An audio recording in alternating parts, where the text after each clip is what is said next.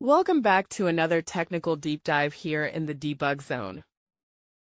Today we're tackling a big question and breaking it down with insights from other users.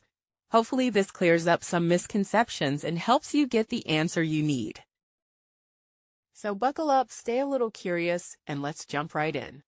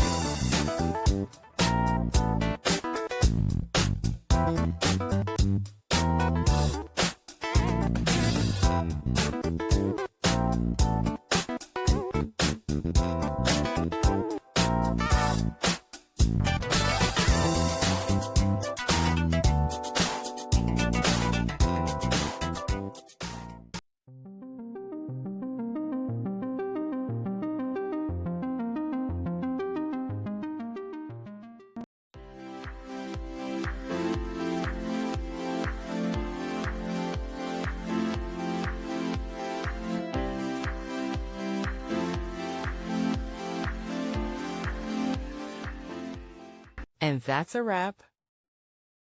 I hope you found the answer you were looking for.